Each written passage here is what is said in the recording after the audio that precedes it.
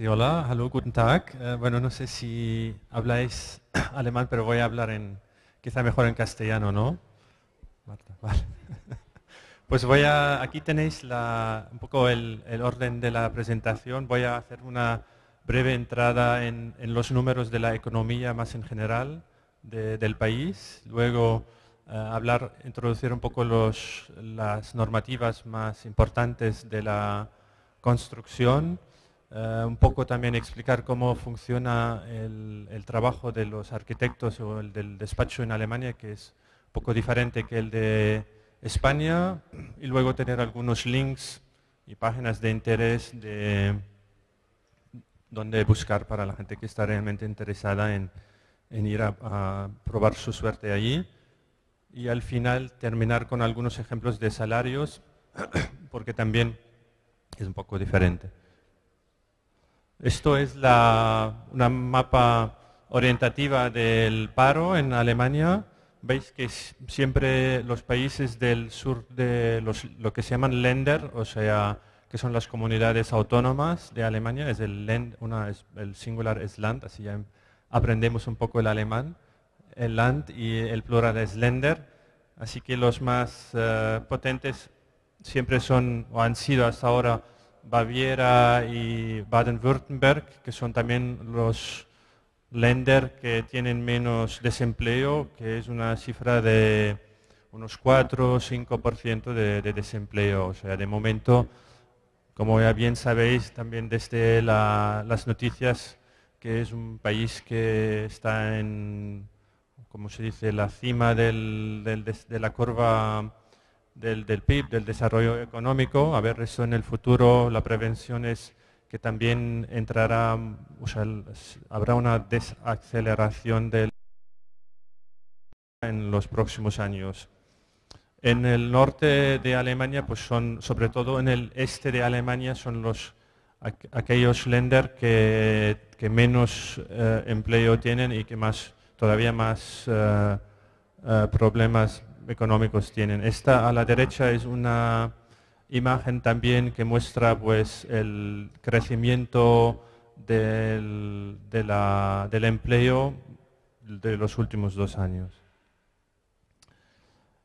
Esto es una curva de los últimos 50 años, 60 años del desarrollo del paro en Alemania.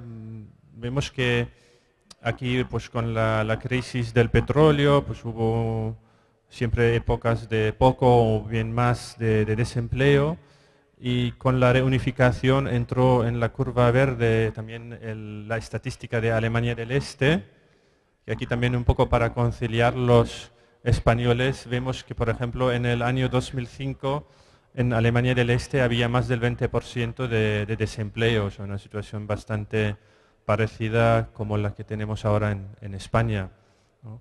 Alemania ha tenido justamente, bueno, tiene un poco un desfase, no sé de cuántos, quizá de 5 años, de la onda económica respecto a España, justo cuando España en los años de, ¿cuánto era? 2002 o 2000 hasta el 2008, cuando hubo aquí el boom inmobiliario, pues era justamente la época donde no había mucho trabajo en Alemania, y ahora es justo al revés. O sea, tampoco se va a quedar siempre a este nivel muy alto de crecimiento económico, seguramente.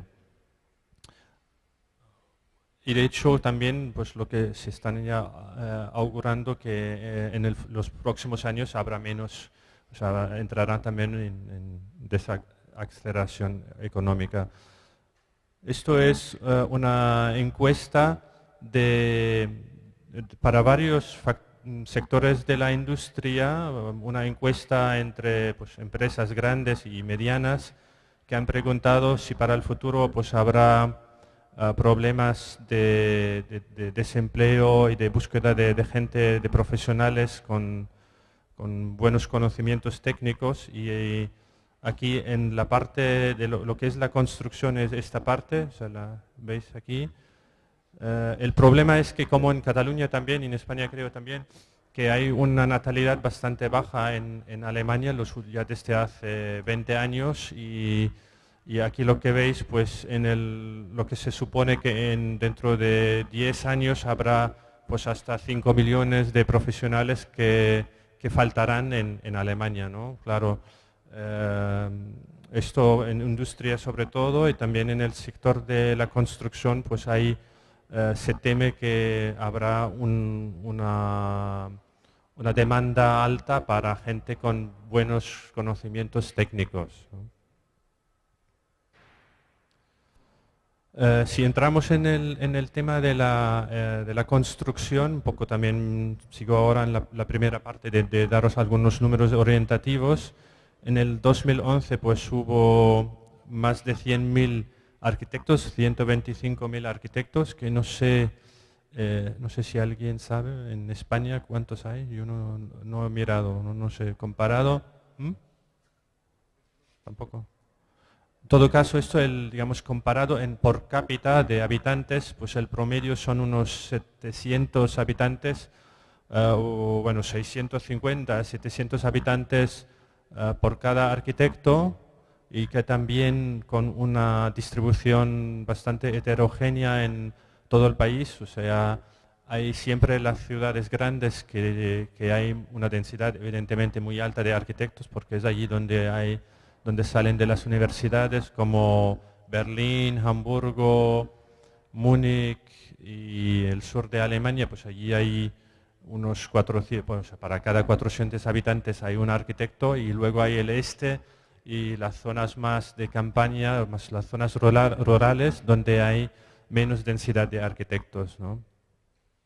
De hecho, hay también para la gente que está buscando trabajo, igual también es una oportunidad no entrar en competencia en las grandes urbes, sino buscar en zonas más rurales. Allí hay más posibilidad de encontrar trabajo, porque también el problema es que la gente no es tan flexible, evidentemente, y para ir a un pueblo pues no va a haber tantos arquitectos que ahora buscan trabajo allí, sobre todo cuando hay mucha demanda en las ciudades grandes, ¿no?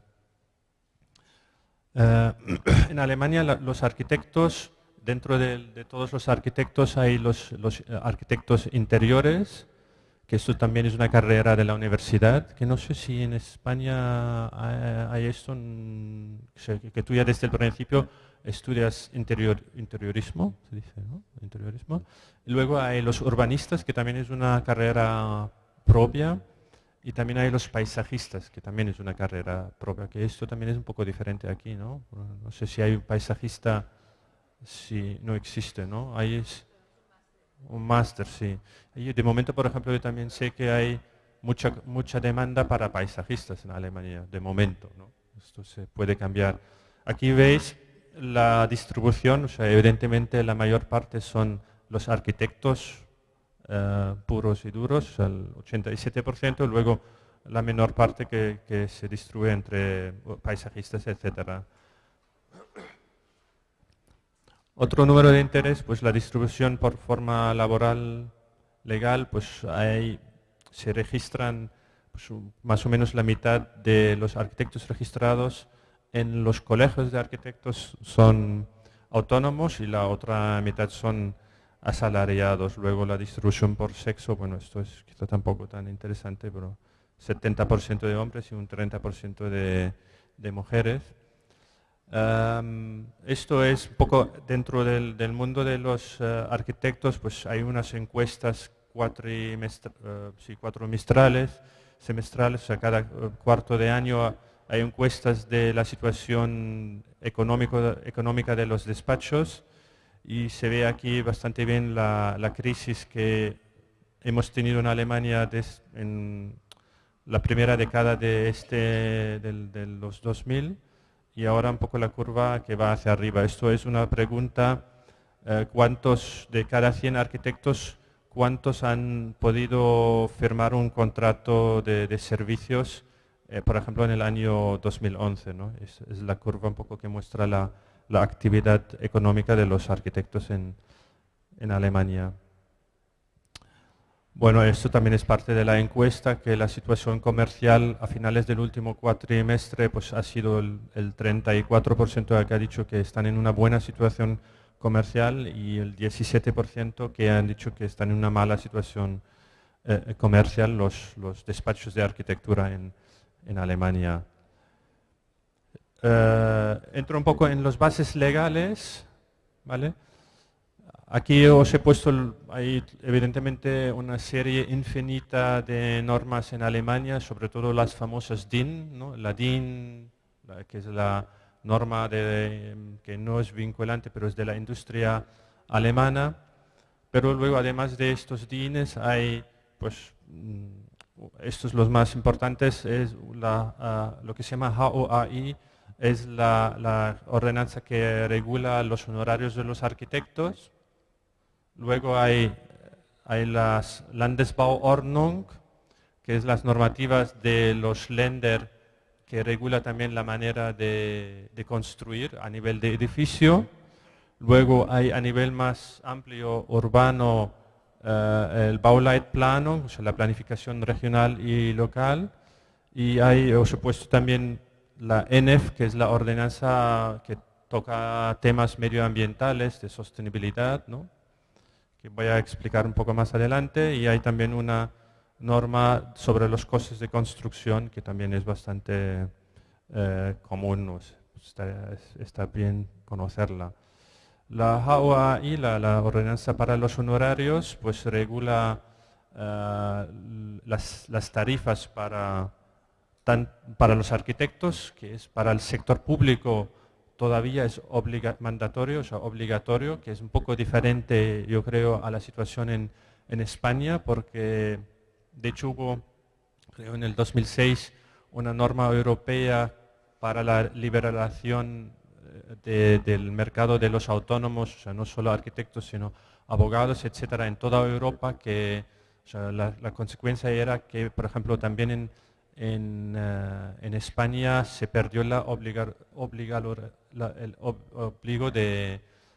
o sea, hay unas tarifas de bases para honorarios en España, pero que no es obligatorio, ¿no? Es ahora orientativo, ¿no? Es incluso prohibido. Sí, sí, eso sí, pero digo, el que dejó que esto sea obligatorio era una, según yo entiendo, una norma, porque en Alemania era así, era del 2006. Bueno, pero esta se basa normalmente, ¿no? Bueno, pues no. Igual no. En Alemania sí que ha basado, en el 2006 hubo una normativa en Bruselas que pues, al principio también se pedía que se quitaran estas reglas orientativas, y sí que gracias a a varios colegios de no solo los arquitectos sino abogados, etcétera, han podido mantener esta norma en Alemania, o sea, todavía para un encargo con para todos. No, no, en Alemania no, no, seguro que no. Da igual, yo he hablado con varias gente y seguro que no, o sea, yo además he trabajado muchos años, bueno, no sé tú también, pero podemos después debatir, da igual. El sector privado es orientativo, porque acabo de hablar también con clientes de Alemania y me han dicho que esto es un poco el problema para los arquitectos en Alemania ahora, que para el sector privado pueden hacer cualquier oferta y no es mandatorio la HOAI para el sector privado. Hay una imagen que no sale, no sé qué pasa.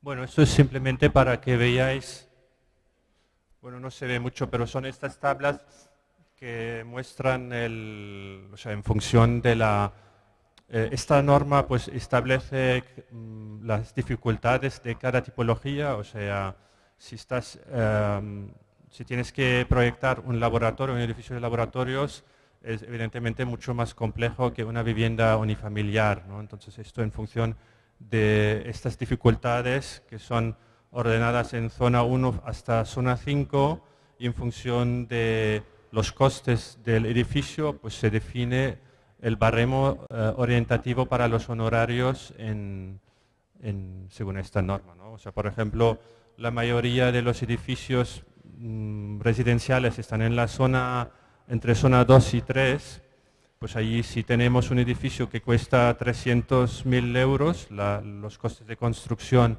más de la instalación, pues te dice que, a ver, 300, pues estás entre 15.000 y 20.000 euros de honorarios que puedes pedir del cliente, ¿no?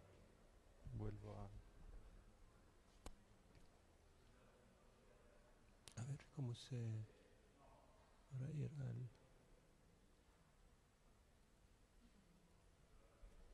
¿No sale? Ah, ¿esto por qué no sale? No, ya funciona. Vale. Luego, además de la HOAI, hay los Landesbauordnungen, o sea, esto es la normativa que te dice pues cómo tienes que construir el edificio mismo, o sea, a escala de edificio en la parcela misma, que también una de las peculiaridades en Alemania es que para cada comunidad autónoma, o sea, para cada land, tienes una propia Landesbauordnung. Eso es un poco también una complicación en el mercado alemán, que hay bastantes diferencias entre una norma de una comunidad autónoma y la otra. Y por ejemplo, si estás acostumbrado de construir, yo qué sé, en Baviera y de repente pues tienes un encargo en una otra comunidad autónoma, pues tienes que enterarte de esta normativa que hace también un poco más complejo el tema, ¿no? No es como aquí que haya un código técnico que es válido para toda España, sino esto es también depende de cada región.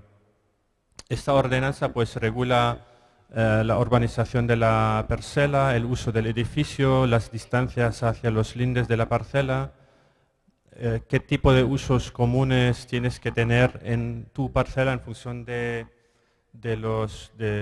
uso del edificio, cómo pues, define la protección de los vecinos, también temas medioambientales, o sea, acústicas, térmicas, todo el tema de protección contra incendios también es, digamos, depende de esta normativa, la seguridad estructural, los caminos de rescate, la seguridad en la ejecución de la obra, el procedimiento para la obtención de la licencia municipal y las condiciones, o sea, qué tipo de ingenieros puede pues, pedir qué tipo de licencias, ¿no? Esto todo se regula en la Landesbauordnung.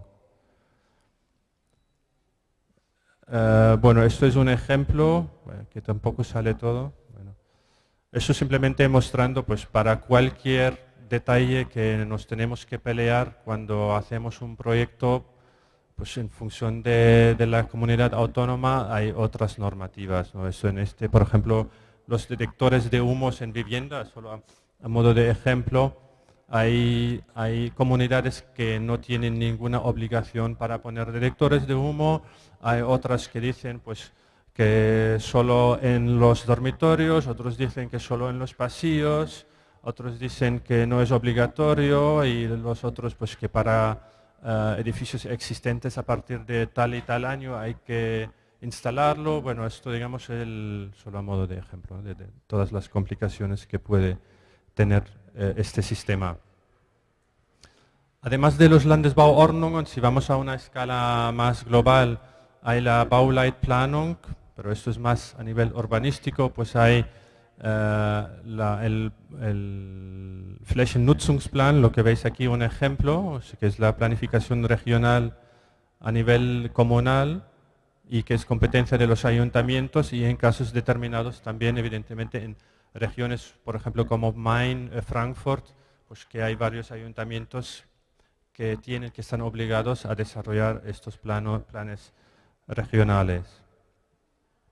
Luego, a una escala un poco más pequeña, hay lo que se llama el Bebauungsplan, que es la planificación local, o sea, en una comunidad, en un ayuntamiento, el propio ayuntamiento puede pues, declarar zonas donde establece pues, normas de edificación, pero que no en todo el ayuntamiento, pues o sea, normalmente son zonas de nueva urbanización donde se establecen estas normas y luego los centros de las ciudades no tienen estas normativas. A nivel de costes de construcción, no sé si me he saltado una cosa que quizás de los honorarios que quería explicar.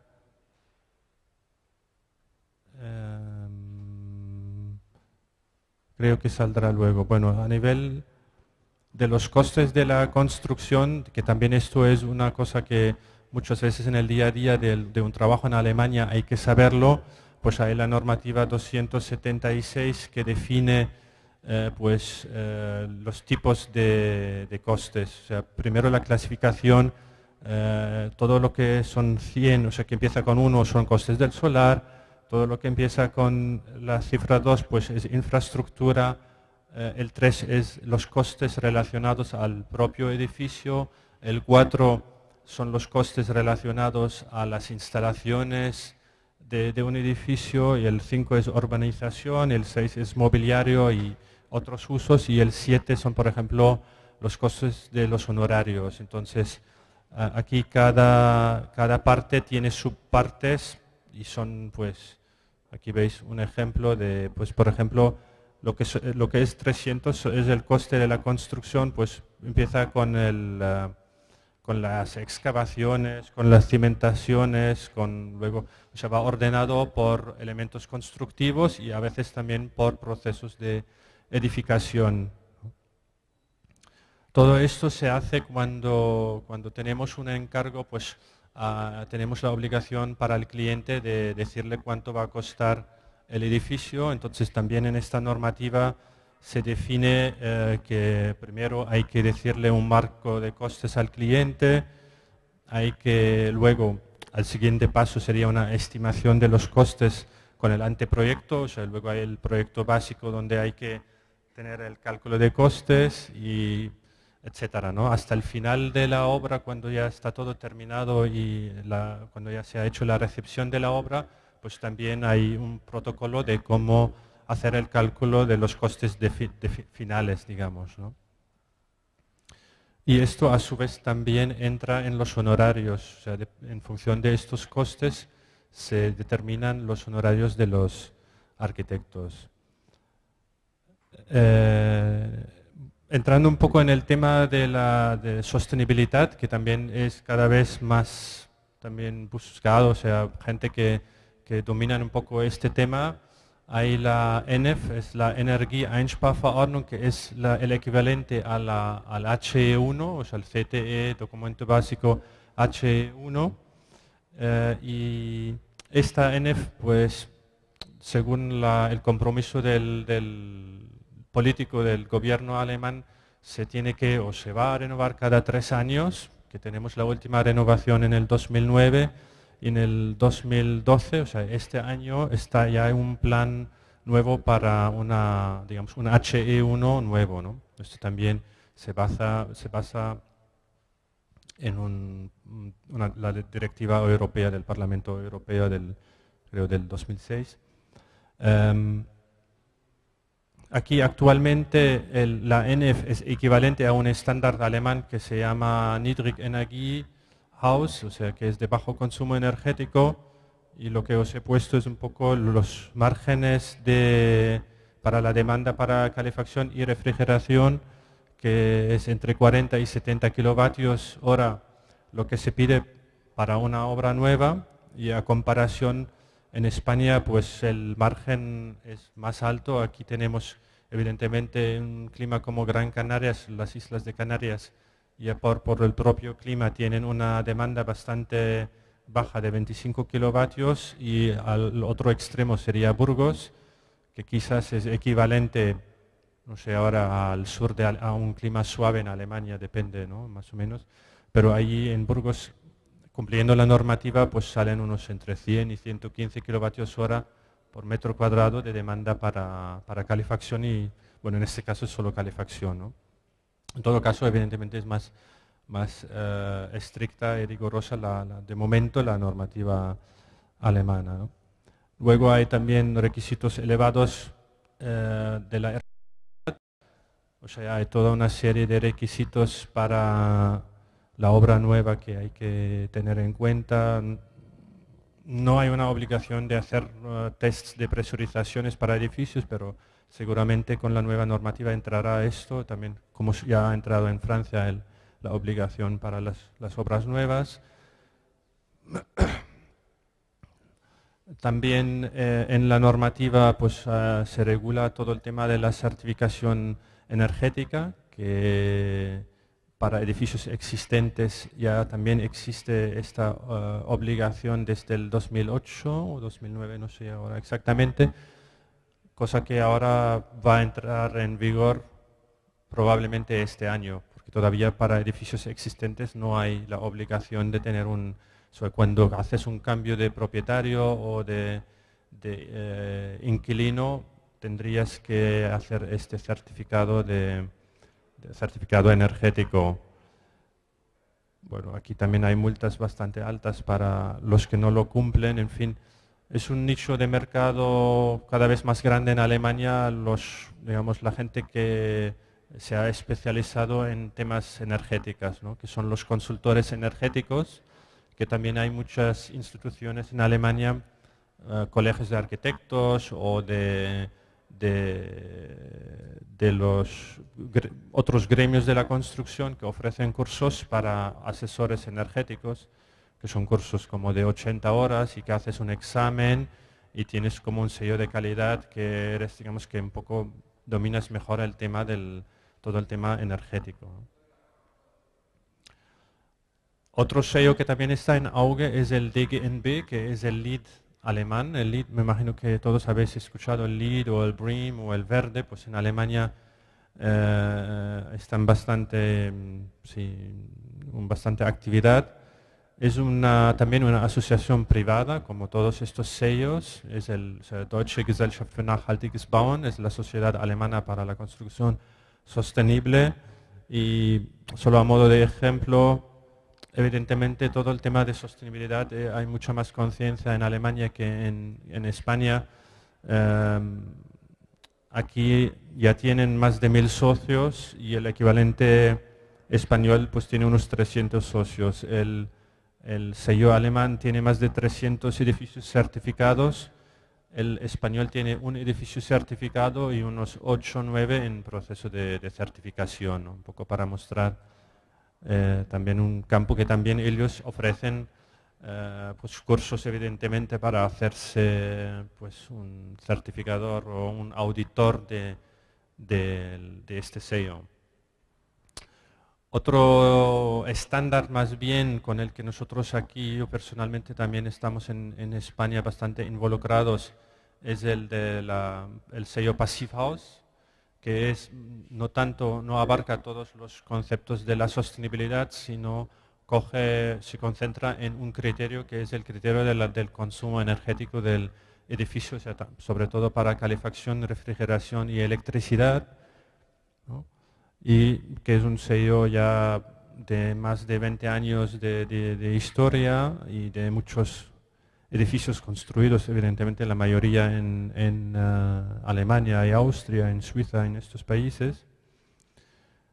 Aquí, para también los que están interesados, pues hay una plataforma de edificación Passivhaus en España, que es la PEP, que también hace conferencias y todo se basa en este estándar alemán, que también hay muchas ciudades que lo piden en su propia normativa del ayuntamiento, o la ordenanza, digamos, como aquí la ordenanza solar de Barcelona, pues por ejemplo en Frankfurt hay la ordenanza Passivhaus para Frankfurt desde hace 5 años, que para cualquier edificio público o para un cliente privado que compra un terreno público está obligado a construir con este sello, ¿no? Ha empezado Frankfurt, ahora hay Hannover, Freiburg, Nürnberg, Stuttgart y muchas otras ciudades muy grandes que también están más o menos, también tienen las mismas obligaciones ahora en cuanto al Passivhaus. Nosotros, así aprovecho un poco para hacer de publicidad, también ofrecemos cursos para Passivhaus en Barcelona y en Madrid y Vitoria.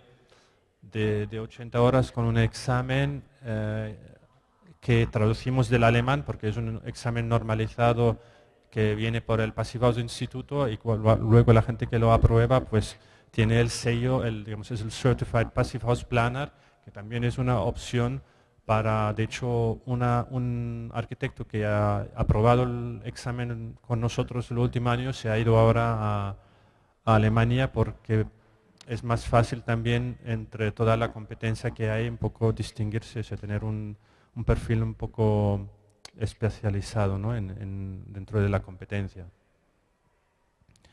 Bueno, es un poco, solo veréis también a nivel de rigurosidad técnica todo lo que el estándar técnico para construir en Alemania, pues aquí se trabaja con, el estándar ya son 20 centímetros de aislamiento y si vas a Passivhaus pues tienes que trabajar de 30 hasta incluso 50 en la cubierta, 50 centímetros de aislamiento que se pone. Bueno, hay todo el tema de puentes térmicos y de hermeticidad al paso de aire, que son temas que aquí son poco conocidos, pero que en cambio en Alemania son más presentes, ¿no? Bueno, eso es el tema de la ventilación controlada. Hay que decir que en Alemania el arquitecto, o sea, no existe la figura del aparejador, ¿no? O sea, uno de los trabajos es un poco también la diferencia con España, que el arquitecto teóricamente hace, aquí veis las fases, porque esto es, digamos, la organización de todos los trabajos, que es estudio previo, anteproyecto, proyecto básico para la licencia y proyecto de ejecución, donde más o menos termina el trabajo del arquitecto en España, aunque también hace de dirección de obra, evidentemente, pero en Alemania uno de los trabajos de los arquitectos también es la elaboración de las mediciones y la asistencia al cliente en la contratación con los gremios o con la constructora, ¿no? Esto hace un poco, también por eso, pues es quizá algo más técnico la formación de los arquitectos en Alemania, aunque hay despachos que se especializan en las fases 1 hasta 4, sí que hay, pero cada vez menos. O sea, que hacen más trabajo de diseñador, ¿no? Más de la parte artística y bonita de los arquitectos. Y luego hay también despachos que solo se han concentrado de hacer los servicios a partir de la fase 5, o sea, proyectos de ejecución o incluso a partir de las 6 de mediciones hasta el control de la ejecución de la obra. Aunque este concepto hay la tendencia o hubo la tendencia en los últimos años de que cada vez más son los arquitectos, también quizá desde del pasado, de hace 5 años, cuando había poco trabajo, pues que la gente empezó a ofrecer toda la gama de los servicios, ¿no? En todo caso, además de esta diferencia con la manera de trabajar en Alemania, hay, por ejemplo, más presencia de ingenieros especializados en proyectos, sobre todo en proyectos grandes. Hay la figura del físico de construcción, que incluso para viviendas unifamiliares se encarga, es normalmente una figura que hace todos los cálculos de los puentes térmicos y de la certificación energética, por ejemplo, ¿no? Es una figura que aquí no existe, no tanto, ¿no? La figura del físico de la construcción. Luego para proyectos grandes casi siempre hay el paisajista que también se encarga, o sea, que hace parte del team, y el especialista para la iluminación, bueno, evidentemente los ingenieros de la instalación, etcétera, ¿no? ¿Cómo buscar trabajo? Ahora un poco algunos links. Hay del INEM alemán una central, la central Auslands- und Fachvermittlung, o sea, también una central para los extranjeros que quieren buscar trabajo en Alemania, pues hay una página web. Luego Si lo queréis, os lo podemos pasar también en PDF.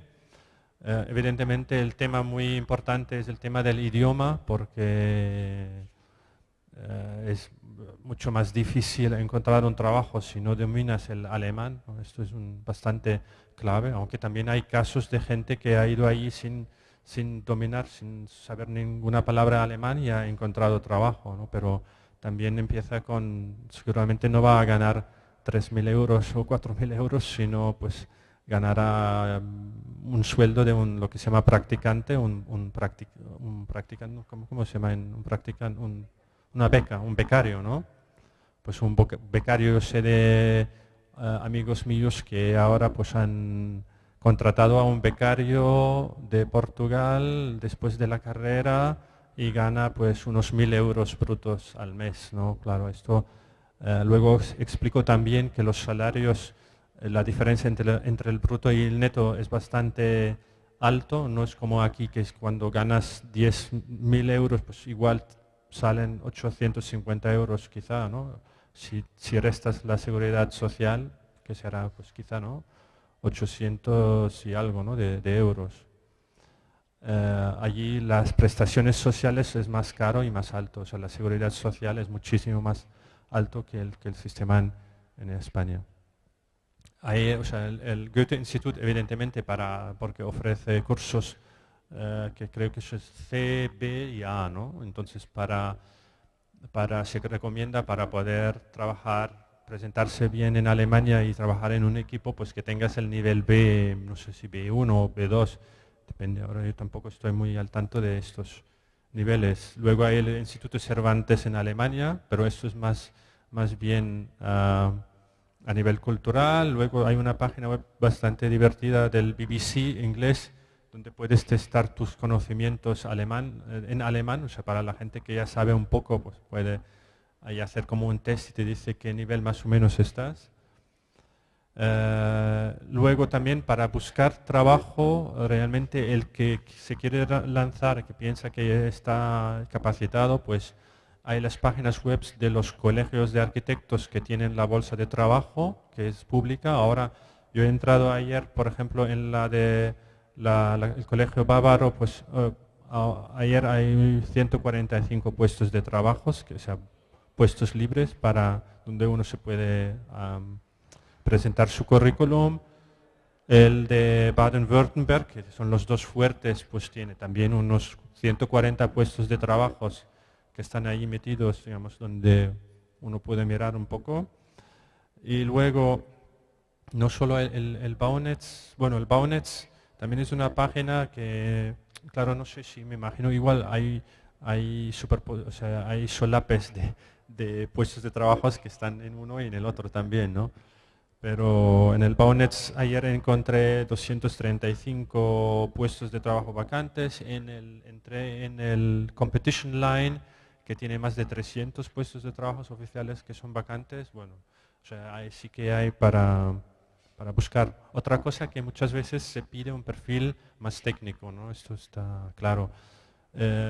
Cuando veáis en muchos de estos sitios pone LPH 5, por ejemplo, o LPH 5 hasta 7, o LPH 1 hasta 3. Estos son los Leistungsphase, o sea, son estos números según esta normativa, pues sí, casi, bueno, la mayoría de los trabajos que se buscan, pues son entre 5 y 7 los más técnicos. Cuando ponen LPH 5, pues que están buscando a alguien que está capacitado para desarrollar detalles constructivos, ¿no? Que un poco domina el tema técnico, por ejemplo, ¿no? Otra persona que quizá tiene más un currículum de concursos, pues tendría que buscar donde piden un LPH entre 1 y 3, por ejemplo, ¿no? El tema de los concursos también ha disminuido en los últimos años y cada vez más el VOF-Verfahren, o sea, es el procedimiento público para obra pública, donde se presentan sobre todo los despachos grandes con un currículum grande, porque esto va con currículum. Entonces también ahí hay una tendencia de que los grandes cada vez son más grandes y los pequeños cada vez más pequeños, ¿no? Porque bueno, luego os he hecho un listado de unos 10 despachos, los más grandes, que realmente dominan, no sé si es un tercio del mercado o el 40% del volumen de los metros cúbicos que se están construyendo. Bueno, esto era las páginas. Bueno, esto claro, es un poco también otra cosa que en Alemania, por ejemplo, también el proyecto ejecutivo es mucho más técnico y también al tener tanta normativa se piden muchos detalles constructivos, ¿no? Esto, o sea, yo mismo he hecho, yo estaba director de un proyecto de 10.000 metros cuadrados, de 12 millones de euros en Alemania, y de esto pues hay de detalles, hay un libro de 100 páginas, páginas como estas, ¿no? Para realmente donde se dibuja cada esquina del edificio, o sea, hay un nivel de entrar en los detalles constructivos mucho más profundo, porque también los costes de la construcción son más altos, los honorarios son más altos y pueden pagar, o sea, por eso también tienen la capacidad de pues, tener una persona un año solo haciendo detalles constructivos, ¿no? Cuando aquí en España pues lo haces, yo qué sé, en 2 meses tienes que terminar.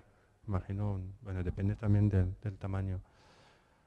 Esto es una serie de, seguramente he olvidado alguno, pero es una lista de los más grandes, Gerkan, Mark und Partner de Hamburgo, que son también otra vía sería buscar un despacho que trabaja a nivel internacional, que quizá también es interesante, ¿no? Porque allí con un inglés también no es tan importante que sepas que dominas el alemán o la normativa alemana, ¿no? Entonces, son todos despachos que trabajan en China, en Dubái, bueno, no sé, en Sudamérica, no sé, quizá no tanto, pero en Rusia, ¿no? Pues Obermayr Planen Beraten, HPP, KSP, todos, cada uno pues con su página web podéis mirar, tienen varias sedes de despachos en todo el país. Yo solo he puesto el despacho central de cada país.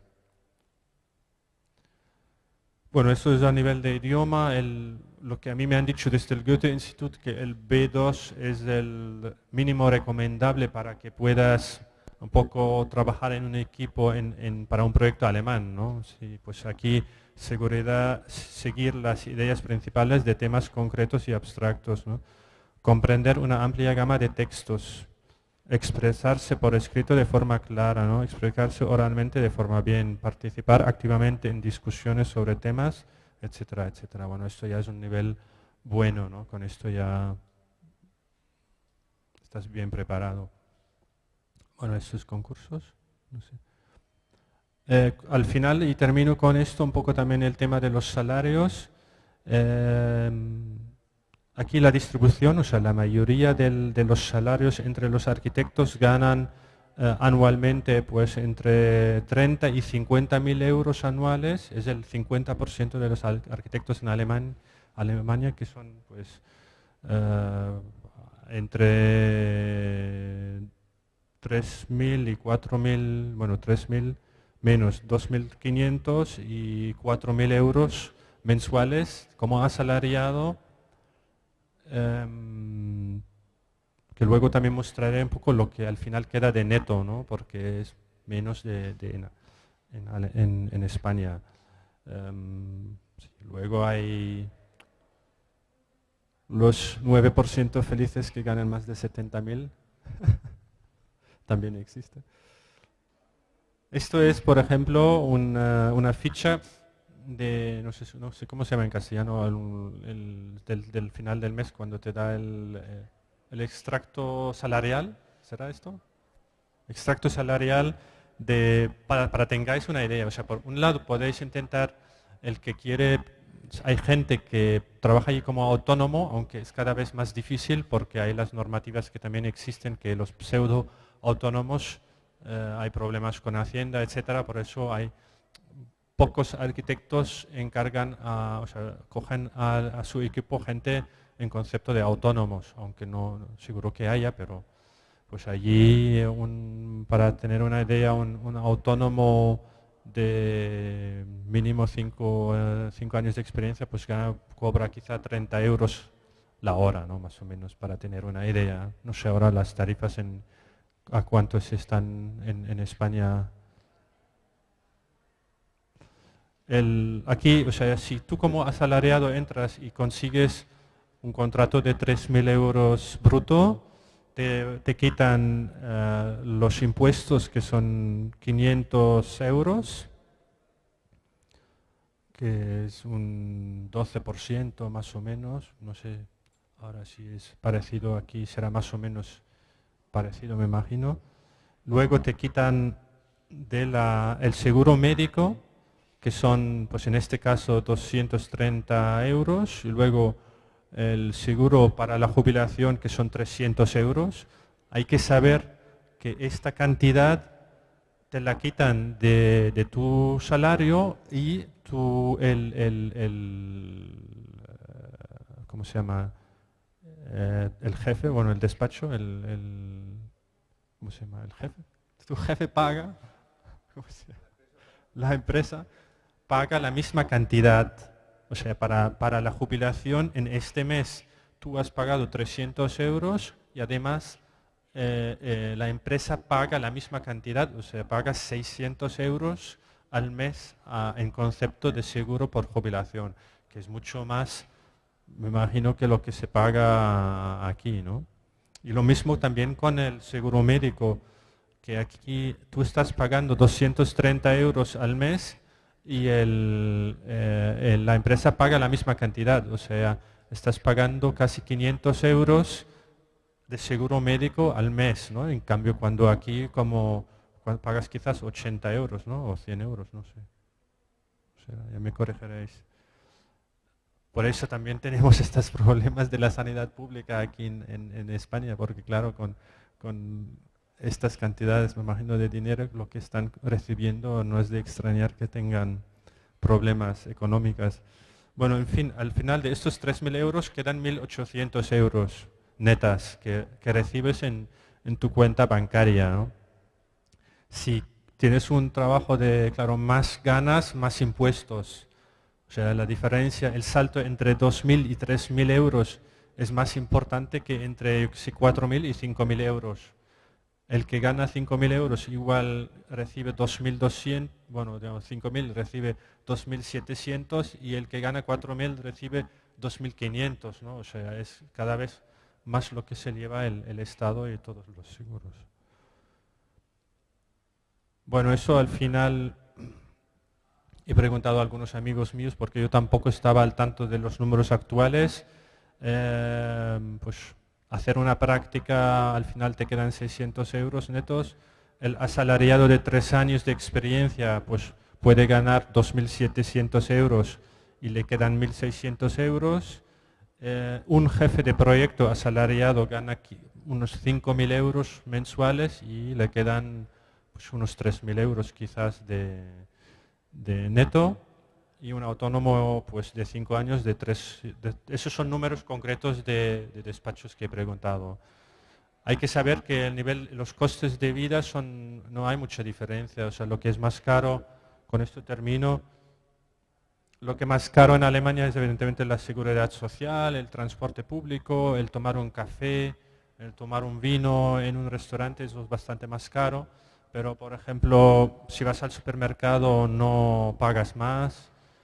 El alquiler de pisos, depende, claro, aquí Barcelona o Madrid son muy altos, pero normalmente es un poco más, pagas algo menos en Alemania. Todo el tema de electrodomésticos, ofimática, es un poquitín más barato en Alemania que en España, y todos los artículos de lujo, coches, etcétera, digamos, todo lo que no es realmente necesario también para la supervivencia, lo que yo he visto es también un poco más barato. Seguramente hay cosas que se me ha olvidado que no han entrado aquí y pensaba que tenía más, ya he terminado, pues ya está. Sí, ahora empezamos con las preguntas, ¿no? Y gracias.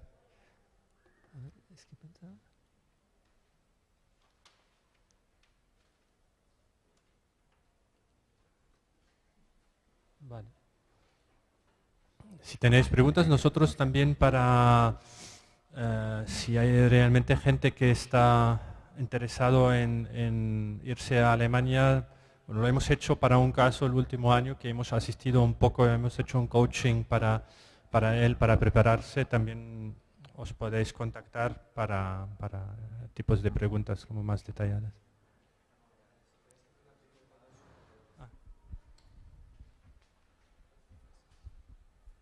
Sobre el tema de colegiarse en Alemania, en las Architekten Kramer. Claro, yo estaba colegiado ahí, tienes que hacer cursos, creo. O sea, tienes, luego, primero evidentemente tienes que traducir tu título español y tienes que hacer cursos, pero no te lo sabré decir, no sé si tú lo sabes.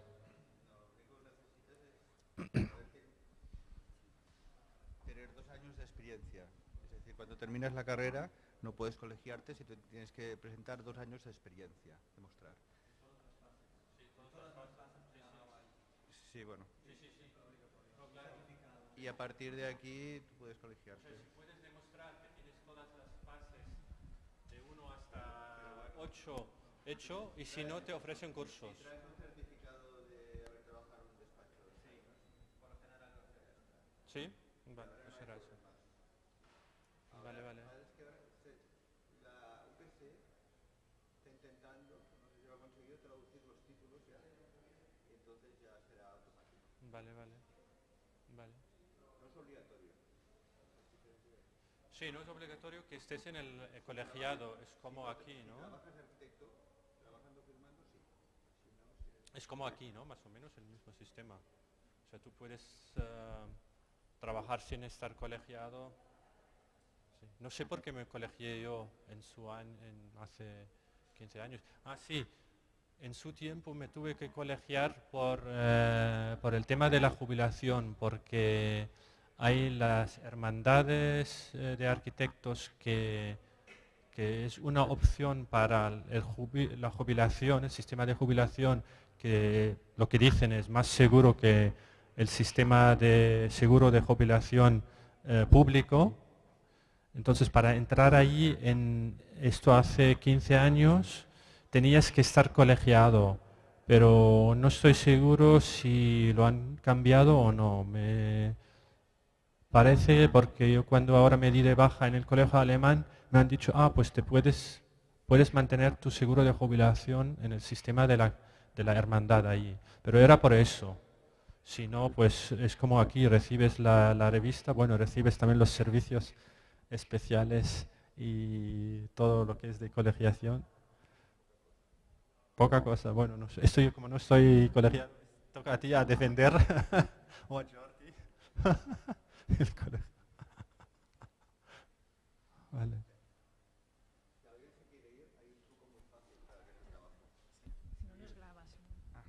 Si alguien se quiere ir, hay un truco muy fácil para conseguir trabajo y es los programas de dibujo. En Alemania se usa poco AutoCAD, muy poco. Se utiliza mucho Allplan y muchísimo también, casi más, ArchiCAD. Y el truco es que hay un tercer programa que está arrasando en Alemania, donde se piden muchos y muy poca gente sabe, que es Vectorworks. Vectorworks es un programa muy poco. Vectorworks es un programa americano de la misma empresa que Allplan, que es muy parecido a ArchiCAD, es muy fácil y nadie sabe. Y hay muchos despachos ahora mismo que piden Vectorworks. Sí. Es decir, pero bueno, si vas a Alemania tienes que saber Allplan o ArchiCAD o mejor Vectorworks.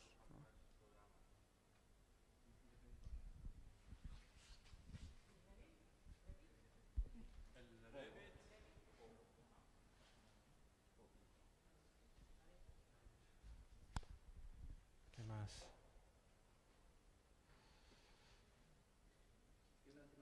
Sí. Para información, es que el Consejo de Arquitectos del Estado Español ha traducido hace muy poco la SCOAI. Están colgadas en la página del Consejo, se han traducido, si vais allí, pero es la JOAI traducida, es muy reciente, ¿no? Esta. Yo creo que es interesante para alguien que quiera irse leerla, no tanto por lo que cobrarías, sino porque la JOAI explica muy bien qué hace cada arquitecto en cada fase, qué es cada cosa, es decir, qué hace el paisajista, qué hace el espacio público. Explica muy detalladamente todas las tareas del arquitecto, para después decir que cobrará para cada cosa, ¿no? Yo creo que es muy interesante y está en español, ¿no? ¿Perdona? ¿El trabajo de ingeniero también? Sí, pero ingeniero de edificación, ¿eh? Bueno, uno que hace puentes está en la JOAI, que es obligatoria para todos. Aprofito per dir que també està penjat al LinkedIn de COAC Internacional i hi ha una notícia de la web del COAC també. Hola, quería preguntar, tengo un amigo que es ingeniero de instalaciones y ahora se ha ido a trabajar a Alemania, pero firmando él y su despacho proyectos sin estar colegiado en Alemania. Y a él le explicaron que, no sé si esto vale también para el caso de la arquitectura y de la edificación o no, a él le explicaron que si el cliente acepta y confía en el que firma sin estar colegiado en Alemania, que con el estar colegiado en su país de origen se conforma. Y de hecho él ahora está trabajando así. El cliente es un hotel y él está haciendo el proyecto de instalaciones del hotel y no está colegiado. En el JOAI, perdona que es que estoy... No. En el JOAI hay un... En el JOAI hay un... Por esto creo que es obligatorio, ¿eh? Para todo el mundo. Pero bueno, tú lo dices, pero yo creo que es para privados también.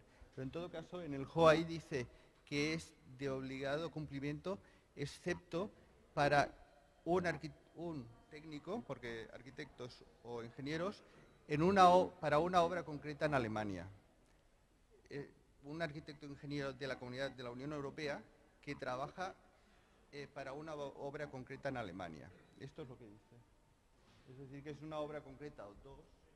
Ahora, si tiene muchas obras, entonces podría tener problemas.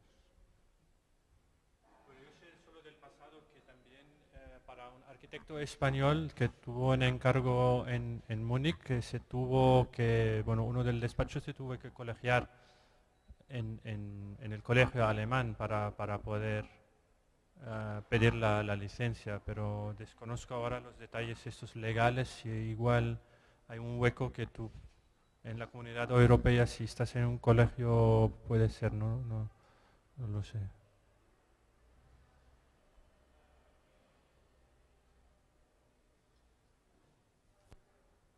No sé si he olvidado algo importante.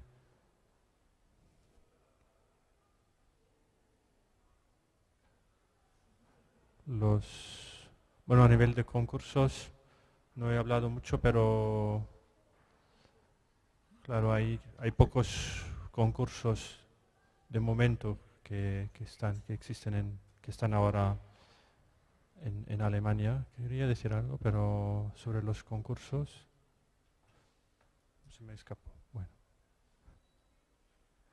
si no lo dejamos por cerrado. ¿Sí? Molt bé, doncs gràcies i fins dimarts que ve.